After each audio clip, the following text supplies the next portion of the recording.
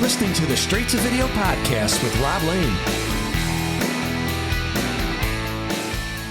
Hey, what is going off? I hope you're doing great, and thank you so much for checking out my show, Straight to Video. Today's chat was a cool one as I got to deep dive into the history of one of the late 90s most iconic pop rock bands who released a song that would become an instant worldwide smash, and for me, it would be one of those tunes that when released would give me hope that bands were still willing to crank the guitars but not sacrifice those big pop hooks which always caught my ear. I'm talking about the band Lit and their song My Own Worst Enemy from their 1999 album A Place in the Sun. And on today's show, I speak to the band's lead singer, Ajay Popoff. Right off the bat, I want to thank AJ for humouring me, as my deep dive meant I was going way back into the band's history, way before they were even called Lit, and when the hair was much longer, and they were just a young band on Hollywood's Sunset Strip called Razzle.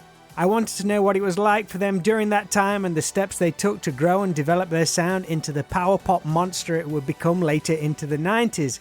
Lit continued to write, record and perform to this day with a brand new single, Yeah Yeah Yeah, which is out now, and a new album which should hopefully be available for when the band tour the UK next year with the awesome Bowling for Soup.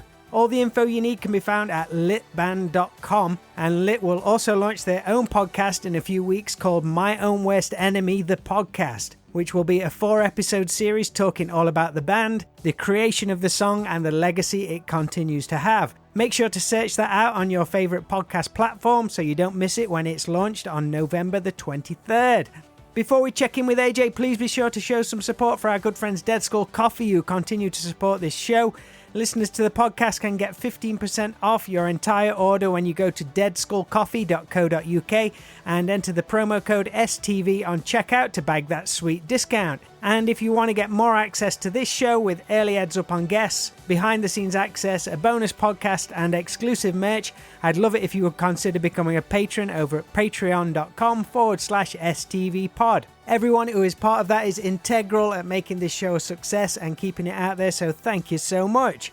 Alright, as you'll probably hear, I had a blast chatting with AJ all about the band's history, growing up with his brother and bandmate Jeremy, along with how they would meet up with their hard rock loving bassist Kevin Valdez, their drummer the late Big Al Shellenberger, and how 4 kids from Orange County would make their dreams come true on Hollywood's Sunset Strip and eventually take on the world with one of the most iconic alternative power pop songs of their generation. So please enjoy my straight to video chat with Ajay Popoff of Lit.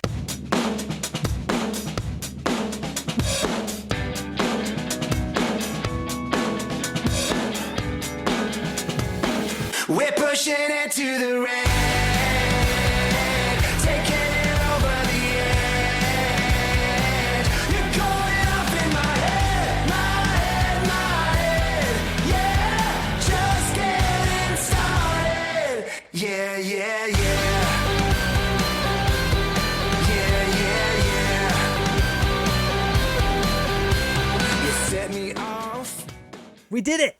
Yeah, man. I'm almost on time. It's all good. It's all good. I'm gonna go full screen on this second. There we go. I'm always slow at making the Zoom work. Cool. Perfect. Nice one. How's things going? Things are good, man. Just gearing up. We leave early in the morning. We got 2 shows. We got one in Utica, New York, and then another one in Florida. Nice. How are all these like flying dates? I bet that's nice, isn't it? Yeah, man. It's good to get back out, you know. The shows have been killer.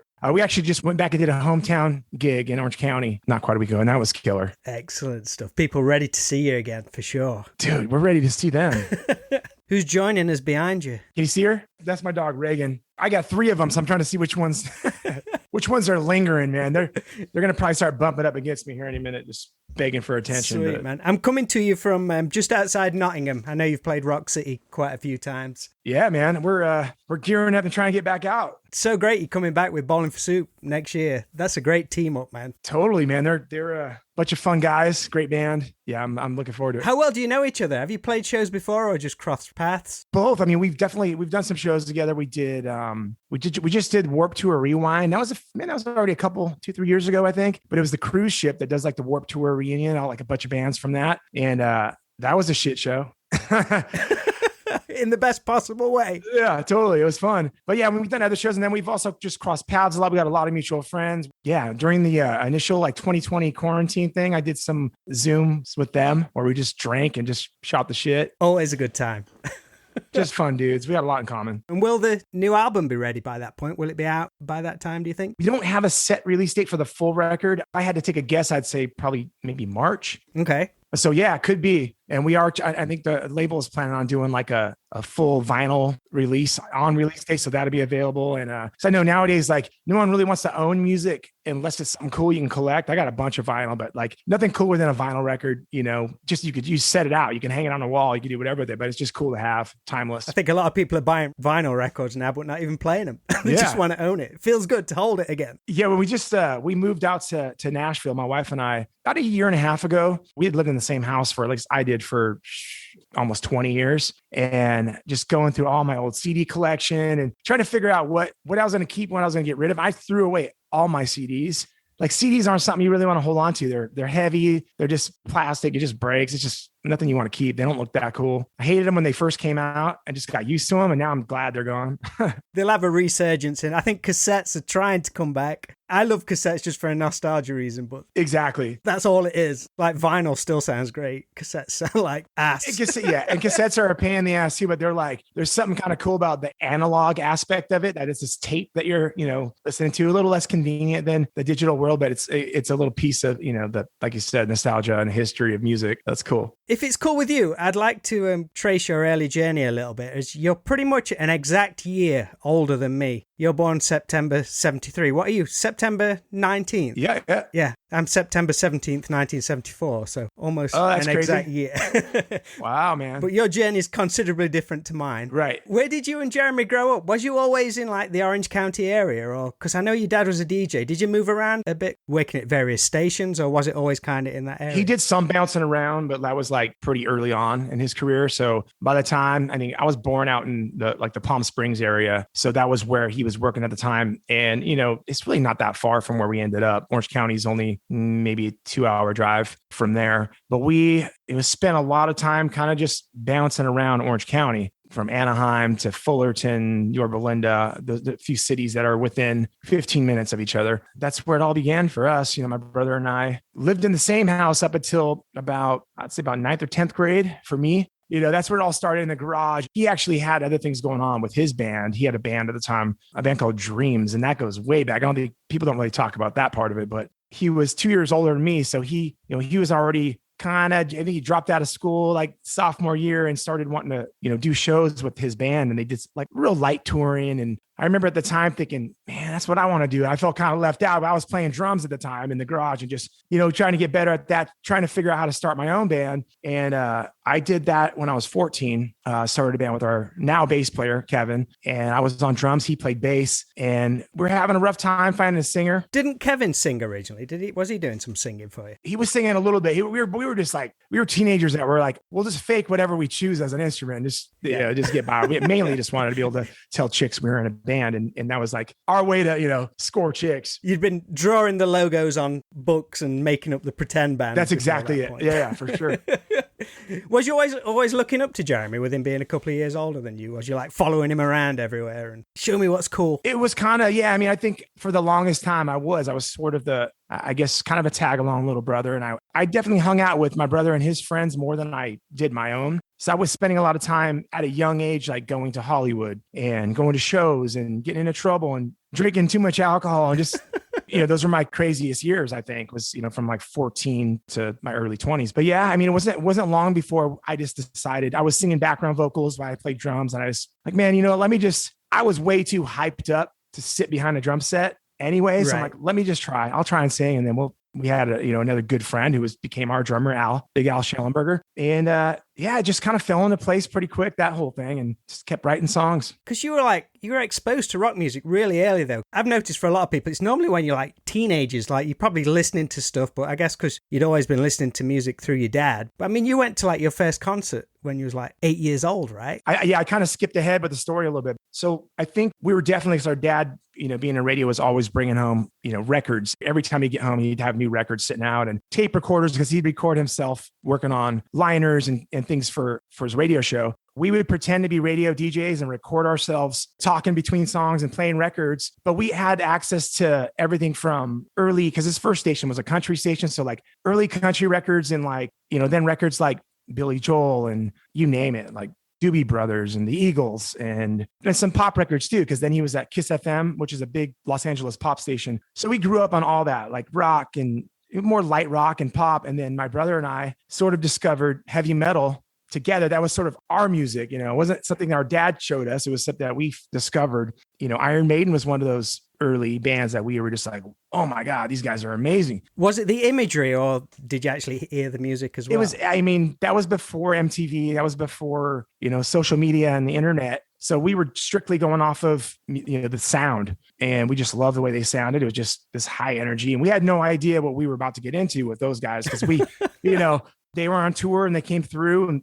you know, big arena and close enough to our hometown. And that we're talking like Iron Maiden before Bruce Dickinson. So this is Paul Di'Anno days, and they opened for the band UFO. Did you know much about the gig before it then? You had been listening to them, or was you hyped up about going to see them live and stuff like that? Super excited? Yeah, we knew the songs, you know, so we were excited we had never been to like a rock concert, you know, so that was, I remember getting there. We were both looking at each other because there's people, all these, you know, guys around us with like super long hair, and they're smoking joints and we're smelling it. You know, I don't know whether or not, no, that was way before we had dabbled in any of that. So what's that smell? We just knew it smelled dangerous. You know, this is like rock and roll. We thought it was really cool. And when the band hit the stage, it was next level for us. We're like goosebumps, and just the energy of the live concert. We're like, that's what we got to do. When those lights went down for that first time. Yeah. Oh shit. It's the cliche, man. It's exactly what it felt like. It was, now how are we going to figure out how to get there? It was a mission from that point on. Where was you at the gig? Was you seated, or was you able to go down the front? Do you remember? No, we were pretty far back. Yeah, we were like, still awesome. Yeah, we were nosebleeds. We wanted to get closer to the band, but we really wanted to get close to the stage. You know, at that point, we're like, that was an energy that we wanted to feel what the other side was like too. And it's insane. Was Jeremy playing guitar at that point, or was that the point where he's like, right, we got to get a piece of this? You know what? Actually, he hadn't started playing guitar yet, if I'm right with my timeline, which I'm usually a little off. But I think he got his first guitar probably not long after that. It was like a Sears. I don't know if you guys have Sears or you heard of that department store, but they made, you know, instruments. They made drum sets and guitars. And now that guitar would probably be a collector's item. It probably would have been worth a bunch of money.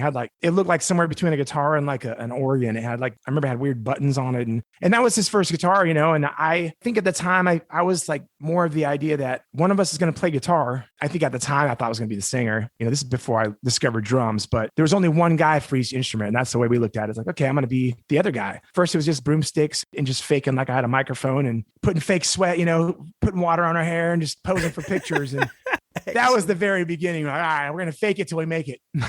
Definitely. And it had been easy for you to get hold of records through your dad, but what about getting hold of like hard rock and metal stuff? Did you have a local record store you used to always visit? Yeah, there was no shortage in metal records. We were buying, you know, I think in their early days, it was Iron Maiden, Judas Priest, a lot of British rock, a lot of British metal, you know, and then, you know, stuff like Twisted Sister and just that stuff, hard rock. These guys look cool. This has got a horror looking artwork. It's got to be good. Definitely. And then, you know, then it softened up a little bit over the years. And once MTV came out and we saw these bands that we went through that phase where everyone kind of looked like chicks, and all the girls at our high school thought those guys were like the most amazing, you know, they are all in love with these guys. We're like, all right, well, we need to look like that. So that's when, you know, we started kind of softening up our look and kind of went with some of that glam thing for a minute, and then we kind of lost that, but kept the hair. When did you actually meet Kevin then? You was at school together, but you was kind of slightly different ages. Was it over music you bonded? Was one of you wearing a band t-shirt and got talking to each other? That's exactly what happened. It wasn't that long, you know, after we were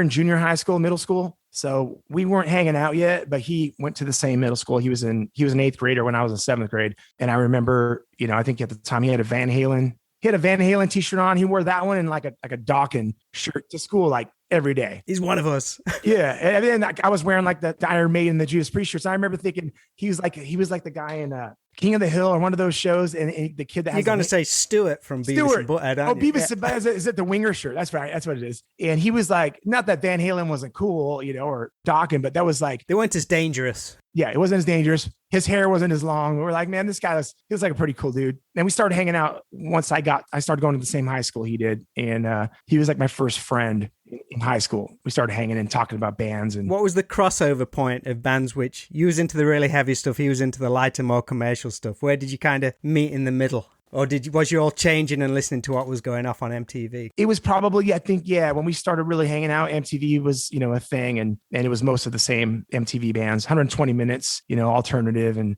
all that stuff we got into. But yeah, he was a fan of like all the, like Warrant and Poison and a lot of those bands during that period of time. But at the same time, like, even though we were listening to that and we were kind of molding our look and our image around that, like I said, mainly because that's what the girls were liking, and we wanted our band to get popular. But at the same time, we were still going to all the metal shows, and our playlists at the time, which were just, records and tapes. But, we were incorporating all those bands with our metal, and it was just a good balance for us. Kevin, he's certainly kept in with all that Sunset Strip stuff. Because, he's played with Warren up till fairly recently. I know he did some photography with Eddie Van Halen before he passed away. And I know the guys in Bullet Boys, and Kevin did their amazing reunion photos a few years ago. They look badass in those pictures. I was like, that's awesome. Bullet Boys was one of Kevin's. I remember, like, once we started playing gigs and stuff, I remember that was like his favorite band, and he was just nonstop, cranking Bullet Boys. And yeah, it's just weird, man. Over the years, like, full circle, a lot of these bands that we were idolizing,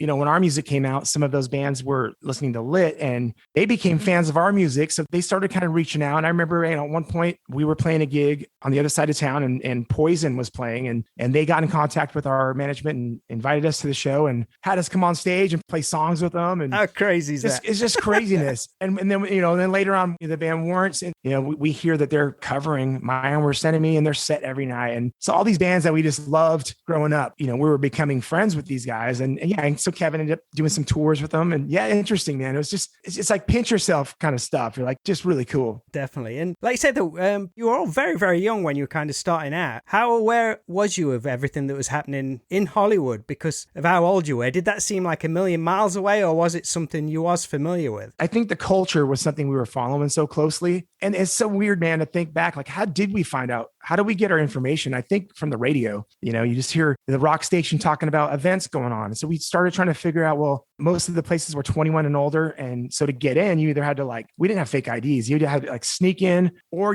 find clubs that were all ages. And Hollywood had some of those. So we ended up going up there and watching shows and passing out flyers and trying to build our name. And then eventually started booking shows there, and we built a following. I'm talking, I was 14 when I played my first show. That sounds like a recipe for disaster, having all ages shows in Hollywood around that time. I know. It was a very different time. It was a lot like, when I don't know if you've seen the movie, I'm sure you've read the book, maybe you've seen the movie The Dirt. And it was after that, but it was very much the same place. It didn't tame down much. So it was just crazy. Being 14, walking down the street, with a stack of flyers, a huge stack of flyers and a bottle of Southern Comfort or Jack Daniels in a paper bag while wow. Cops are walking around, like, pretty much leaving people alone. I think they were making sure people weren't getting too out of control, but I never got questioned or stopped or, just so many firsts there. We would go every weekend. We were just trying to build it and we wanted to be a part of it. Superb. When did Jeremy get involved then? Because you mentioned the band Dreams, but did he have a band called Straight Lace as well? That would have been what you were talking about. That was like Make Believe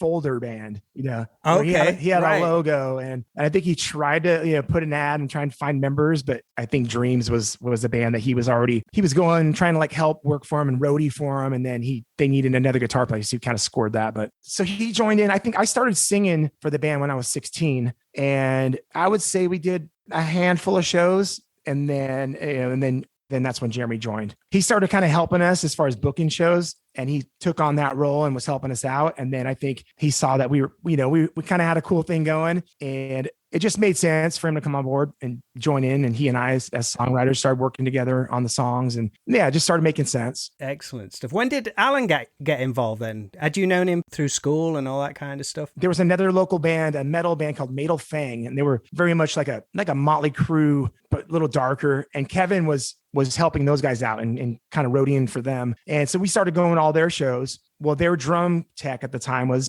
Big Al. So when I decided I was going to start singing, Big Al was the first guy that we thought of, like, hey, dude, you want to join us and come down and try it out, play drums? And he did. It was history from there. He stayed in the band till, God bless his soul, to the very end, man. How was it for you stepping up to that frontman role? Was you comfortable with it? Was you like, yes, this is what I've been waiting for? It was intimidating at first, because I remember the first couple of rehearsals, I got through like 2 songs, and I remember just being out of breath. It's like, oh man, how am I gonna do a whole show? I had zero training. I had zero experience, and just kind of had to start figuring it out, Yeah, but I love it. First time I hit the stage, I have video. I have a VHS tape of that very first show. And I look like an Energizer bunny, like nonstop. I just got such a rush, and just so much adrenaline that, it's ever since then, I've never been nervous for a show. The only time I really get nervous is if there's nobody there.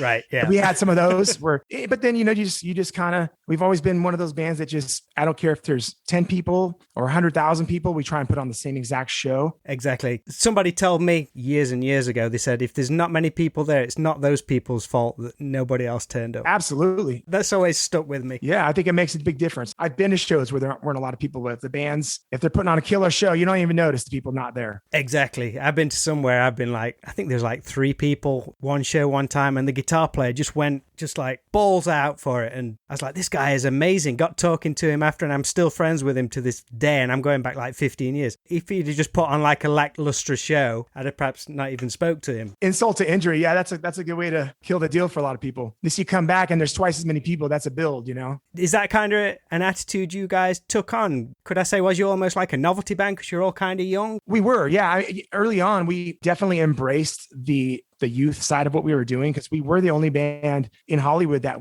that was still in high school and had to go home to their parents' house at night. A lot of those guys were, living like the dirt days where they were crashing at girls' houses and just sort of like living almost like, pretty much like gypsies where you just scrape by, whatever. Sleeping in the clothes for the 2 weeks. Totally. Well, I guess that was we had the advantage of being able to go home to our parents' house at night, but we were, we had production. We were bringing high school lockers and setting them up on stage and just making the stage look as close to an arena show as possible, but very high school motif. And it was killer. I mean, we started selling out everywhere we played. The Roxy, the Whiskey, Gazzari's, all those big venues, the Troubadour. And, looking back, we're pretty thankful that we didn't get the big record deal at that time, because I think it would have really we'd have been done. It allowed us, by not getting the deal, it allows that time to grow, get better as songwriters, and just find ourselves. Because we, it's hard when my voice was literally still changing. I had a totally different voice and had to grow out of that and had to learn how to write songs. And, those 10 years after that is what it took to find ourselves. You guys even had a hotline back then, right? Did. We had a fake, we had a PO box with the LA address and a Hollywood address and a Hollywood phone number. Super. Stevie Rochelle of Tough tells the story of you handing him a flyer one time and he said, "Good luck, kid. Don't hold your breath." Yeah. Yeah. He was actually, he wasn't even that nice. I think, I remember at the time, Tough was, they were one of the bigger Hollywood bands, just dressed to the nines. They, they looked exactly like Poison. And Stevie Rochelle, I remember he had a huge ego. We're friends now. And I know he's a legend. He is. And I guess, what he was doing makes sense. He was playing the rock star role at the ultimate level. And, of course, we looked up to any band that was packing the clubs and doing what we wanted to do. And, I remember handing him a flyer, and he did. He's like, man, good luck, kid. I think he said, don't hold your breath. You're never going to make it. He said something like, He said something that was just total dick comment. And I remember like walking away going, fuck that guy. It was like, I was so pissed. It's just so funny. I couldn't wait to tell him that story, because over the, many years later, we became friends. Yeah, he's awesome. He's a great guy. He's a great business guy too, that guy. Once the band started getting momentum, even back then, was you always focused on making a career out of music? Was you kind of all in since that Iron Maiden concert, 8 years old? That was tunnel vision. Got to do it in music. Yeah, I don't think we knew what it was going to actually take. I think we had decided after seeing the first Iron Maiden concert, that's what we really wanted to do. That was like the dream. And then once we started chipping away at the stone and figuring out, once we played, I think our first show, we realized, all right, we made it to this step, and now we'll figure this out. And from that point on, it was 100% no backup plan. The 4 of us were all in, and we knew we were going to do whatever it took, to get there. I remember teachers in school asking, what are you going to do if you don't make it? The odds of you making it in music. And then like a lot of grown-ups back then, our parents were 100% supportive, but you had teachers that, you're going to need a backup plan. You're going to have to go to college. And we said, nope, there's no what ifs. And looking back, there was no way we would have done it if we would have had a backup plan. We would have, because it gets really hard, man. There were a lot of lows. It took a long time. I think if we had something else that was like, we could have fallen back on, we might have. But I guess you're actually seeing bands from that area getting record deals and doing it. So you are seeing, it's not like me in little village in England where a million miles from it. You're actually side by side these, oh, they've got a record deal. It can be done. You are actually seeing it. Yeah, we saw it happening. It seemed as we watched these bands get deals and as we started trying to like showcase and just get the attention of record labels, we kind of realized then that, oh, shit, man, this is not going to be easy. Because once you got a record deal back then, it was like, oh, we made it. Because it was that difficult to get a deal. But if you got a deal, you were going to record an expensive record, probably going to get a publishing deal. So you're going to start making money right away. And, you're going to get a video, probably going to get on MTV. All those things were, once you hit that record deal mark, you're kind of off to the races. A lot of times bands still fail, but they would get a shot. So we always just thought if we could just get a shot, we'll prove ourselves. But we realized it was a long road. It was definitely, we weren't in a big hurry. We were having fun the whole time. So it wasn't like, there were some discouraging times where we're like, man, this is hard, but fun along the way. But saying that the musical climate at the time, things are going great with Razzle. You're building up the following. You have an EP out in 93, I believe. But how is that whole scene at the time? You're all still very young. So are you seeing the change and getting excited about all the new sounds that are becoming popular? Because I guess Nirvana had hit well over a year before that. Yeah. I mean, in the process of finding ourselves and finding like, what is our sound? Any band, I think when you're starting out, and we were never a band that played covers. So we were trying to just write originals the whole time, but we were fans of so many different sounds. We were kind of bouncing around. It's funny to be, our favorite band was probably Iron Maiden. Still is. I mean, that's one band that I'll still turn on and it's like, or go to the show and still get really pumped up. But then we're listening to bands like Warrant and Poison, all these bands so those sounds kind of start cross-pollinating in our writing. So we might be a little more distorted. Our riffs were sounding somewhere between metal and, pop rock or whatever. But you've got a huge hook as well to drop on top of it. Yeah. But we had to massage our way through it because there was, we went from, like I said, sounding like somewhere between Motley Crue and Poison and Warrant, went through some heavy stages where we went a little bit more, Alice in Chains and like Anthrax or whatever, it was kind of like brought in some more of the metal influences then. That's when we changed the name to Stain, because we went from calling our band Razzle and we were like, wait a minute, we're feeling darker now. This is our sounds getting heavier and darker. This name does not fit us anymore. So we did a full facelift. We changed the way we looked, changed our clothes, changed our name, got a new logo, and we just kept going and tried it again. It was like a full facelift. But, like I said, all the influencers are everywhere. So it still felt like us. It was just, this is another side of us. And then we kind of like started massaging it out. And that's when we started writing songs like Four and, the Place in the Sun record started unfolding.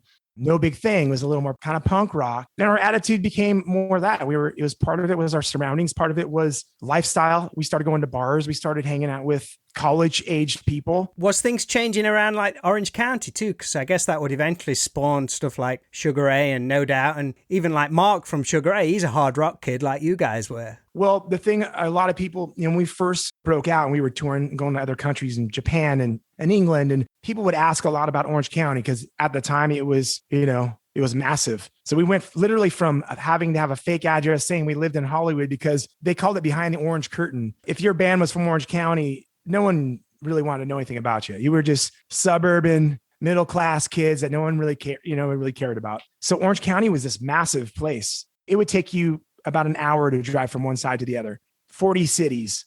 There were a lot of punk rock bands like The Offspring and, Social Distortion. There were a lot of bands that were from Orange County, but, they were a little bit older. We didn't know the guys. Make a long story short, we didn't have a community really, not in the kind of music we were doing. Even, Sugar Ray for that matter, they didn't really fit in the punk rock mold. They were a little bit punk rock when they first came out, but they were pop rock and beachy, SoCal, but not a punk rock thing. So we all had our own things going on, and No Doubt had their ska scene and all these bands kind of just blew up right around us. And it wasn't until we had some success that we didn't get to know any of these guys. We started playing festivals with them and we all knew that we had the same hometown. And that's when we became friends. And to this day, we're really good friends with all those bands. That's probably quite a cool thing looking back on that. You say you didn't know each other because everyone was doing their own thing. I mean, that's almost like a sign of how the 90s were. Everything was just so creative. Anything went pretty much. Like everyone was just doing their own thing. It had so many years where everything was kind of sounding the same formula to all of a sudden, what's this new sound? What's this new sound? Everything was changing. It really was. It was. And it was changing in all different directions at the same time, which is what I love about, 1999 was, the year that we sort of broke out and had some radio success. But that year, if you look at the playlists at these radio stations, or you watched MTV or any of these music channels, you had everything from Blink 182, The Offspring, Korn, Limp Bizkit, Fatboy Slim, Eminem, no doubt. And all these different sounding, I guess that's where it went back to alternative music, because alternative just was, well, this is where all the other experimental sounding stuff goes. And it's still very catchy and people wanted to hear it. And that's when modern rock blew up and then crossed over into pop radio and it became its own thing. But yeah, it was cool to be a part of that and watch the changes. Like I say, around that time, you signed with RCA in 98 and released Place in the Sun. And that single, My Own Worst Enemy, would kind of just take over the world. Obviously, you put in all that groundwork for all those years. You've been building up, going through changes and stuff like that, and being a band for a long time. But when a single like that hits, is it literally like a light switch? Is it like, right, guys, hold on tight? Pretty much. We had no idea, honestly, man. Like when we had a batch of songs that we knew we were ready to, like, the labels wanted to start hearing the stuff. And My Own Worst Enemy came not late in the batch, but we had already had some interest and things were moving. And then that song came along and we're like, man, we should try this one out live. We didn't have all the lyrics yet, but we had, the melody and everything was pretty close to done. And we do that a lot back in the day. We'd play songs live before I was even done ironing out the lyrics. I'd kind of make some shit up as we went and sing the same verse twice. Yeah, exactly. And I remember playing that one. We played it somewhere up in LA and we had friends from bands that were there. And it was after that show because we had at the time, our tour manager, guitar tech, T-Bone, who we're still really good friends with, he heard the song at rehearsal and he's like, nah, I don't like that one. He gave us a little bit we were kind of insecure about playing it. We're like, well, maybe it's not that good. We played it and some of our friends were like, man, that's a game changer.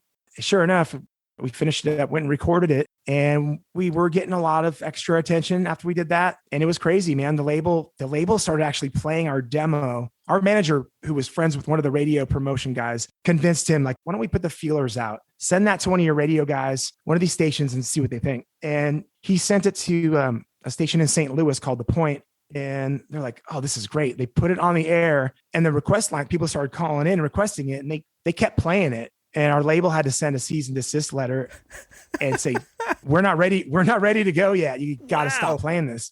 And it was like, we were off to the races. We literally, and like you said, like a light switch, it kind of was. We went from knowing shit was brewing and happening to like, we better rehearse and get a set down and we're hitting the road. And it happened. It was, the 10-year overnight success was exactly what it was for us. It was, a long, long, long road. And then, all right, you're on the radio, you're on TV. Suddenly shot from a cannon. Yeah.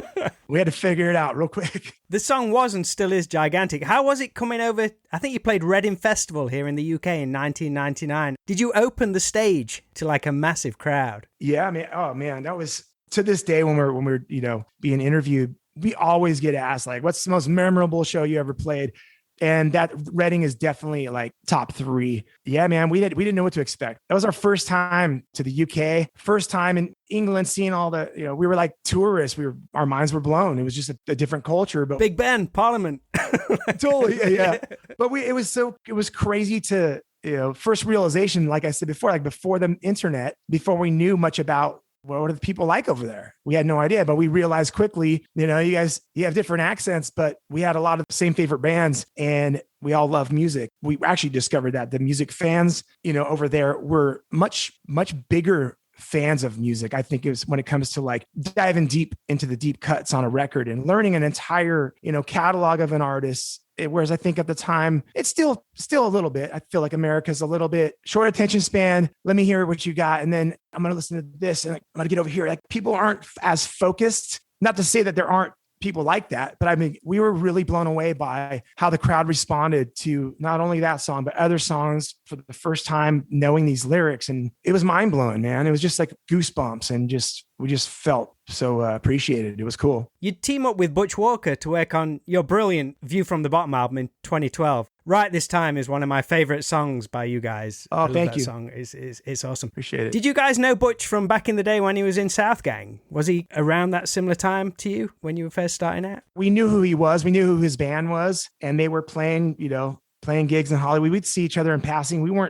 I wouldn't consider us friends yet until another weird thing. Like we were part of the same Hollywood circuit. And then when he, after Marvelous 3 came out, Freak of the Week, and that song was on the radio. So that's when we started. My Own Were Sending Me and Freak of the Week were played on the same playlist, and we were both, both songs were doing really well. And we started playing shows together and realized we had, a very similar upbringing, similar taste in music, similar writing style, even though we all know Butch is he's a master. He's a genius songwriter. So I can't put myself in that same category, but I feel like we definitely understood each other. Lyrics were a big thing for both of us, being, tongue in cheek, and the way we looked at writing lyrics was very similar. So I think that brought us together too. And we're extremely close now. Excellent. So you could probably reminisce about stuff where you probably cross paths very close by each other. Oh yeah. AJ, just kind of in closing, be honest, which was cooler? Having a video showing you playing on a gigantic Pamela Anderson, or having Dee Snider recreating the famous "What do you want to do with your life" rant in a video? Man. Because that gets overlooked with the Pamela Anderson thing. I'm like, that is cool. I know. That's not really a fair question because they're so cool on different levels. But okay. I would say, being such, the history of us as huge fans of music, and that, that went over a lot of people's heads, people that didn't know the legacy of Twisted Sister videos, but to have him playing the role, playing that role in our video was massive. Yeah. We were watching him record those takes and just high-fiving and just in awe. Over the years, we became, we got close with him. We would tour and he would come to shows with his son, and, we call him Uncle D, and he would take us out to lunch, and he was such a great dude. I haven't seen him in a while. Still flies the flag for hard rock to this day. The guy's a legend. He does. He is a legend. So was Pam. We got her in her prime. She was beautiful in that video. She still is, but that was amazing too. AJ, thanks ever so much for chatting with us, mate. The new single's great. It's just straight ahead, good time, summer pop rock, and the video is awesome. Did you have fun doing the video for that? It's great. We had such a blast. We had a little too much fun. By the time we filmed our performance shots on the second day, we were hungover from the day before, just going for it. But yeah, that song, I mean, we're pumped. It's kind of the come out song. It's just, like you said, it's just balls to the wall, rocking. It's a little bit more of the, hey, we're back kind of tune.